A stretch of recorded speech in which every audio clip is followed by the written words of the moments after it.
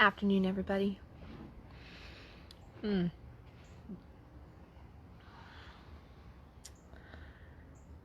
agony.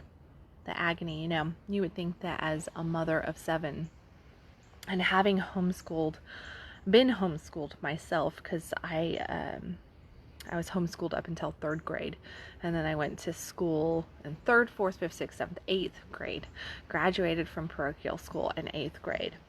And 8 honor roll students, part of the speaking team, did the nationals in California, did all this kind of stuff, and absolutely loved it. And then went into public high school and hated my life. So I was in public high school, for about 4, maybe 5 months, not even, when back in the day when homeschool was not a thing. Like I said before, I think on another live stream, about like my dad fighting with the superintendent of schools in Sacramento and everything. But even back then when I was in high school, homeschool still was not a thing. And I did figure out a way. I figured out this alternative school where I got my high school diploma, and I had a teacher, and I had all this kind of stuff, and I would go and I would see my teacher once a week, and I loved him. His name was Keith Marufus in California. God, he was such a lovely man and just an exquisite, fun person and great teacher.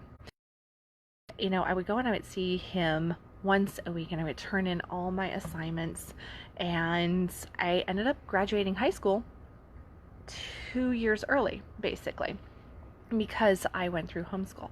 So I became an advocate of a homeschool process at the ripe old age of 15, when I was right in the heart of it, and graduating high school at 16, and having all of this ability to go and live my life and do. And what I loved about it was the freedom, the flexibility, the ability to get done everything in the context that I needed to do it in, my own personal learning style. And I'm that person that I would just go in and I did 4 years of math, I just did math. That's it. I just focused in on math, and I actually got to understand the math. So I got to comprehend it. It wasn't broken up with all this other stuff.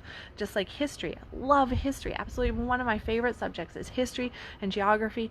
Love that. Love science. And I think that I have a passion for these subjects because I was able to really dig into them. I was able to really hang out and go deep with each subject. I valued the subject enough to be able to go deep with it, and that environment got created for me through the homeschool process. So, that was fantastic. And then also, I think Keith was my very first coaching client. Probably my very first relationship coaching client was my high school teacher, and God bless him. But I remember going into class with him, and I would sit in his office, and I would take my tests and do all this kind of stuff and go through my work with him, and we would talk, and he would tell me a whole bunch of stuff that he probably shouldn't have told me, but it was a fun experience because I got to witness, and I got to listen, and I got to hear him, and I valued his experiences, and I valued his voice, and I valued just the time that he spent and him sharing in such a vulnerable capacity, even though I couldn't, technically I shouldn't have been able to understand or to be able to even hold space for him at 15, 16 years old. Here he was, a man in his 40s. He was going through marital problems, and he was going through all this stuff, and I just adored him. I adored him, and I listened, and I would pop off different bits of information that just made sense to me, even though I hadn't been married for 20 years, even though I had no clue as to what, really it took to hold a relationship together. I was just fresh in a relationship, my high school romance, I knew nothing about relationship, but I would still share my viewpoints with him. And we would have those conversations, and as I think back, he probably really was my very first relationship coaching client, because I spent 2 years listening to his drama, to his struggles, and to all of that. But here we are right now in the world where everybody's homeschooling. And I have 7 kids, of which 3 have decided to homeschool themselves through the course of time. And this is, it was one of those things that all my daughters decided to quit school after 8th grade, follow in mom's footsteps, and basically just homeschool. And it's been multiple processes throughout. So I have lots of homeschool in my background. Now my sons, I have my 14-year-old son who's homeschooling, and it's like pulling teeth some days. Like, his teachers are emailing me every single day, I swear. That might be a little bit dramatic on my part, but a little bit of an exaggeration. But I get these emails from his teachers going, he hasn't logged in, Levi hasn't done this, Levi hasn't done that. And I screenshot it and I send it to him, like, why is your teacher telling me that you haven't done anything this week? What the heck are you doing, man? Like that. And we go back and he's like, well, as soon as I did it, and he makes his excuses, but he's getting it done. He is getting it done. And then I have my first grader who, oh my goodness, the reason why I'm not a teacher, why I would never teach little children for sure. I can't believe that way back in the day I opened a daycare, because I don't know how, I don't even know why I did that. It was a crazy, hungry thought of trying to stay home. I remember that way back. But, to teach small children and to try to keep them interested and to keep them on point and to, make it exciting and then provide the amount of breaks and to get in there and to do that and to follow this script that the teacher has put out. And then I'm taking all these pictures because his school, I'm taking pictures, we're logging in journals, we're logging on the computer, and we're doing all of these different things. Here I am yesterday, I'm having a screaming match with him in the house, and it felt like, like he's crying and I'm yelling at him, and it's a very traditional mother-son argument going on here, and he just doesn't want to do it. And I'm like, go get the scissors from the kitchen, and he's staying there playing with the magnets on, where are you, and all this kind of stuff. And it was like really like pulling hair. And today, much different story. I told him, it was just like, let's just get it done. Like, this is like, we can get this done in an hour and a half, like that. And like, do this. Right now he's on recess. He's next door playing it with VR with his brothers and everything. But, it's definitely a different experience. And it just makes me realize that I was not suited to be a teacher. And at the same time, what I do day in and day out is teach, and share. That's what coaching is. Coaching is teaching. Coaching is sharing knowledge. Coaching is sharing different viewpoints, sharing different experiences, teaching somebody how to open up their mind, how to open up their emotions, how to open up their vitality for life, to know that they can live again. That's what coaching really truly is. It's teaching adults how to live responsibly, how to live openly, how to live a life that is thriving, that is that fuck yes life. And I wouldn't change that for the world. Like, I fucking love coaching, and I love working with the people that I love. Like, they turn me on because of their motivation, because of their dedication, and because they value themselves enough to invest in a coaching process. And, I get hit all the time with like, oh my gosh, that was sticker shock. Like, I just got told that today, matter of fact, that was sticker shock. I'm like, yep, I get it. Like, it is sticker shock. The first time I paid $13,000 for a 6-week coaching course with my mentor, I had some sticker shock and I felt like throwing up and I had buyer's remorse. And I was going, whew, like, I don't know how I'm going to pay for this, because I didn't have the $13,000, let alone for a 6-week coaching program to do. And I was just like, how am I going to do this? But something inside of me valued me enough in that moment to know that I needed it. I needed it because I understood that this wasn't something that I could take I had spent 25 years, 20 years at that point of educating, of learning, of growing and gathering, and was a coach myself, and touching people's lives and moving mountains with people, and it's a beautiful process, and I get that, and I understand the value of coaching. And the beauty of coaching is that traditionally we don't understand, because we look at these big ticket items of coaching and we go, oh, well, I thought that was going to be more like a therapy price. All right, well, you pay therapy for, an easy 5, 10, 15, 20 years. Some people are in therapy their entire life and they never actually move through their problem, and they just keep re-anchoring the problem, re-anchoring it, because they're not moving it out of their body. They're just analyzing it. They're going at it from only a headspace with some emotional release around it, and they're pulling it forward with them, dragging that old vibration with them. And I think that there is a time and a place for therapy, and that deep therapeutic work that I have seen done, experienced. I have friends that are therapists, I have clients that are therapists, and it's some fucking amazing work. No downplay on it at all.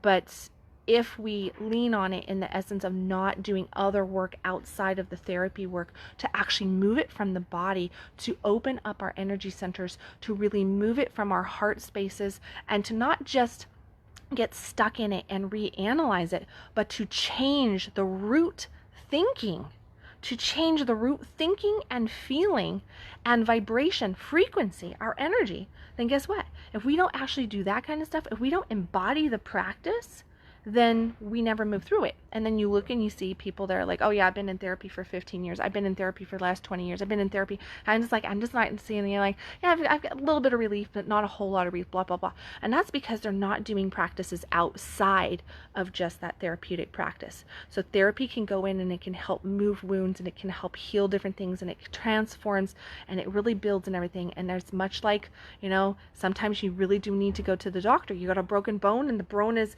sticking out. Well, you probably need to go to the doctor for that, right? You can't just go pop a little bit extra vitamin C or create a nutritional plan to get it to go back into the flesh and grow properly, right? And you're going to have to do something. You need to see that expert in that field. And that is more what that therapy base is like, where when you look at coaching is taking in the whole process. A lot of coaches are more about the embodiment process. It is a forward moving game. We look a little bit at the past. We go, okay, this is where you came from. This is where you were at. And now where do you really truly want to get? So in the coaching industry, we don't want to babysit people. We don't want lifelong clients. We might turn our clients into friends. We might, have them with us for a lifetime, because it is an intimate, deep relationship that we build with people. But we're not there to babysit for the long haul. Typically, a coaching relationship lasts anywhere from 6 months to 5 years. If you haven't gotten in there and actually seen significant changes, growth, and transformation within 5 years, then you're not being coachable, or that coach is not the coach for you. Okay, something has gotten hung up there. You're needing to level up your game in some way. You're needing to open up. But a coaching process, if it's not designed to be there for a lifetime with any one particular coach, you're supposed to outgrow your coach. You're supposed to expand. You're supposed to move on and take that next level, that next level, that next level. And then that leveling up process, we also end up valuing ourselves more. We end up healing at deeper levels. And yeah, we're still dealing with a lot of the same stuff, but we're moving and we're moving and we're moving, and it is designed just to be that, a forward moving process, much like life. Life isn't about rolling back the clock. We're never going back in life. Have you noticed that? Like, you never go back in life. You never ever get to go, oh, I'm going to go back and I'm going to change that from 5 years ago. Yeah, no, that ain't going to happen. Oh, I'm going to redo that. No, that is not going to happen. Life is forward moving. Coaching is forward moving. So what I see much like in this world that we're living, here I am working with my 7-year-old, and we're doing all this education and everything, and I've got it all scripted out and everything, and I'm trying all right, we got to do this, we got to do that. And it's more about the 1, 2, 3s, about all right, this has been placed in front of you, and we're going to do 1, 2, 3, boom, done. We're not emotionally attached to it. He's not moving any mountains in his education, okay? He really isn't. It's not like, I think he's probably getting more education out of some of the stuff that we're doing, of like watching the garden grow and coming out here every morning and going, oh my God, what sprouted today? And look at how much bigger this one is. And oh my gosh, there's a flower on this one. And, building things and doing all of that, because we're using the creative mind, we're using the body, we're using the emotions. He's emotionally attached to his garden. He's emotionally attached to different things. This is expanding. This is helping him grow, helping him understand how the world really operates, those different aspects of the world. When we're in there and we're baking, he's helping cook, when we're doing different things like that, he's learning about the different things because he's actually engaged in it and emotionally connected to it, and we are moving energy in that process. So that's the 7-year-old movement, not just sitting there going, okay, I'm going to push this button and I'm going to get through this, right? I'm going to analyze how this is, yep, okay, I get 1 + 1 is this, blah, blah, blah, blah, all that. But what do we do as adults? As adults, we kind of get stuck in this sort of thinking of like, well, that's what we should do. We should just keep analyzing, and we disregard the body. We completely disregard the body. was having a conversation with my lover this morning about breast cancer and about gallbladders and Crohn's disease, intestinal issues. And I was sharing a little bits about different stuff that's come up. It's been a lot of body talk over the week that I've been having conversations with people on I did a lot of consults too this week. And, everybody's bringing to me these conversations around like, yeah, I had my gallbladder removed. I had this intestinal issue. I have high blood pressure. I have ED. Oh, I was diagnosed with cervical cancer. I was diagnosed with testicular cancer. Oh, I was diagnosed with breast cancer. I have something going on with my throat. I have this. All of these different things. Oh, I'm ADD. Okay, so all of that is coming up. There's lots of conversation around body talk and what that is. And what we're not realizing that coaching, what true coaching does is it looks at that. It encompasses that, and it goes, okay, you've got stuff stuck in your body because your body really is talking to you. Your body's talking to you. Your body is letting you know that you're not in alignment with certain aspects, that you are constricting your energy in certain spaces, that you are holding this trauma of your past and you have it literally anchored in your physical body. And when you have it anchored in your physical body, what it does is it causes dis-ease in that location. Okay, and that dis-ease causes disease, causes some ailment, and what do? Much like we're fantastic at, we pop a pill for it to mask it, to bury it, to cover it up, right? Or we chop it out and we don't even look at the root causes. We don't even go to what the true problem is because we're disregarding the value of the body. We're disregarding it, and we're not really valuing our healing. We're not really valuing our growth. We're not really valuing our expansion as human beings in those moments. So today, I was sitting here like, what the heck am I talking about? And I just feel so body called right now. And I've had numerous people talking to me about, oh, well, how's coaching different than therapy? How's this different? Why do you charge that? Why isn't this like a therapy process? I'm like, because I'm not a fucking therapist, okay? I coach therapists, but I'm not a therapist. I go deeper than what therapy does in a lot of cases. And I can speak for a lot of my fellow coaches out there. We go deeper than what a lot of therapists do. Guess what? I can hug my clients. I can give my clients a hug when they are falling apart at the seams, where a therapist can't.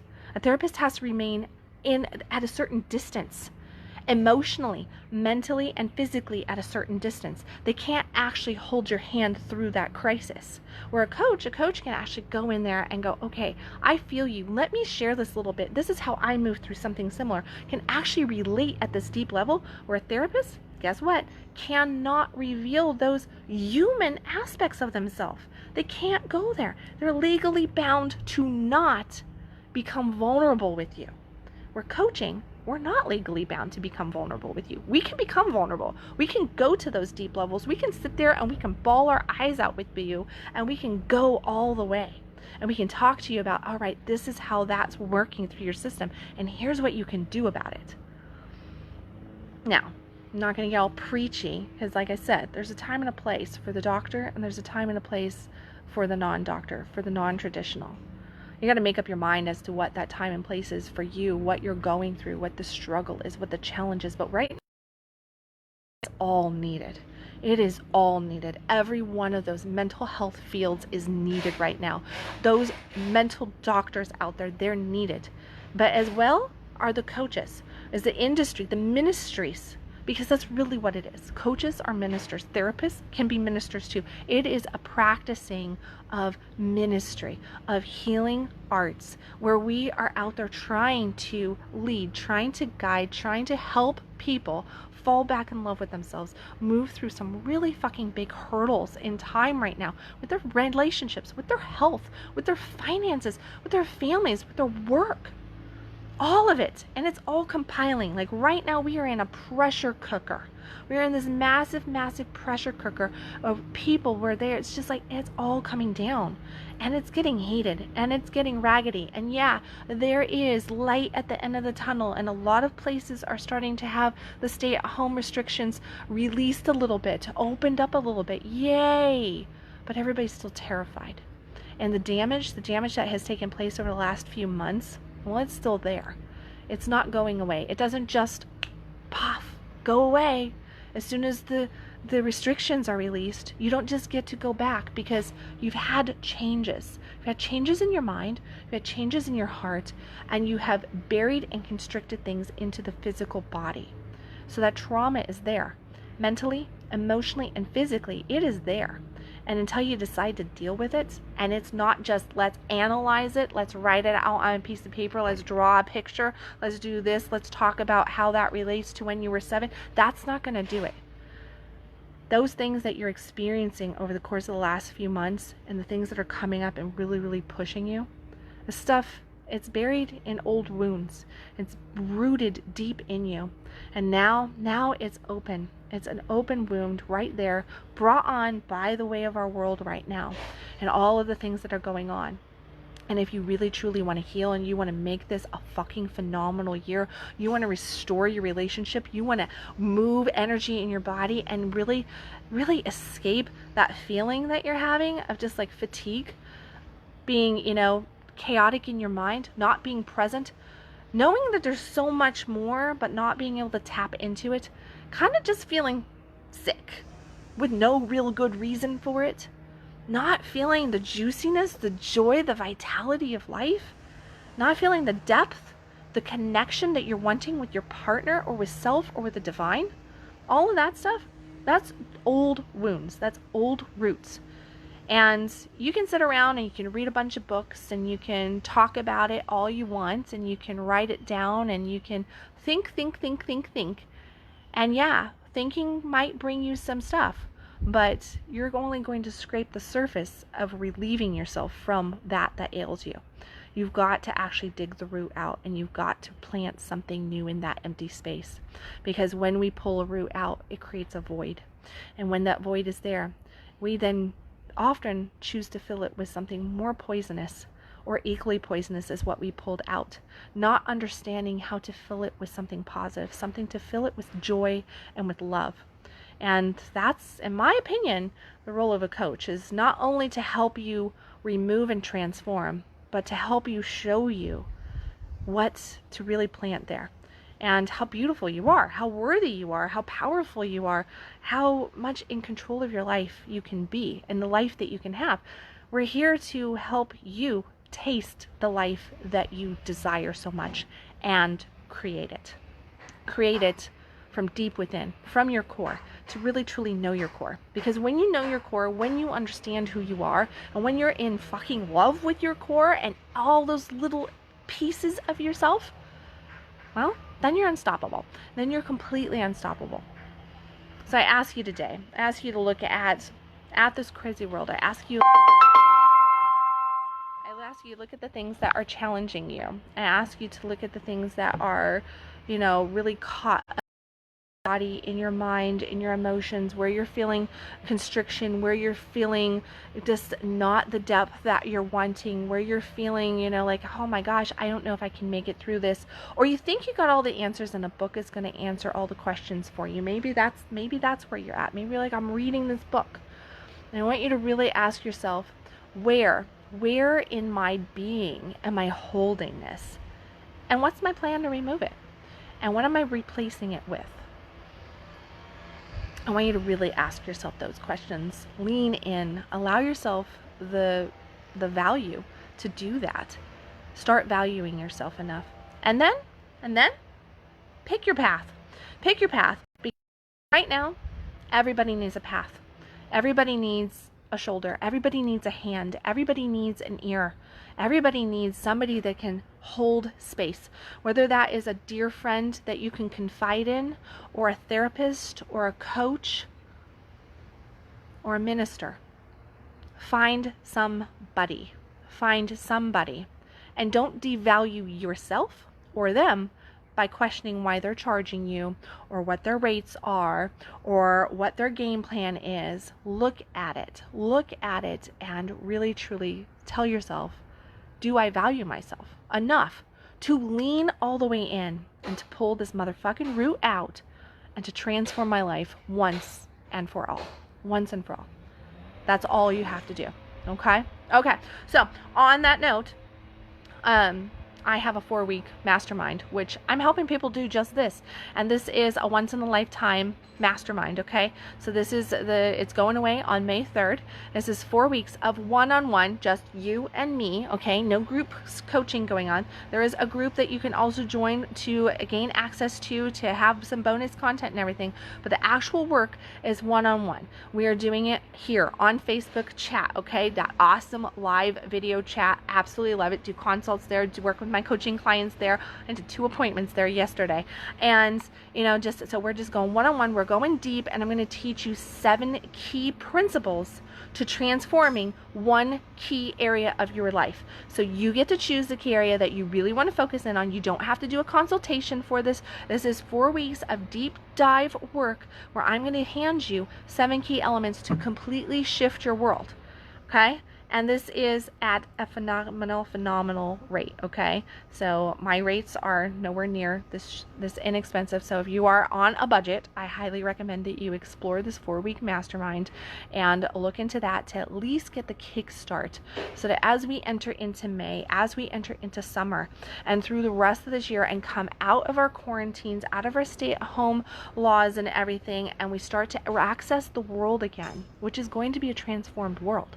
Our world's not going to go back just like that. Things are going to be a little bit different.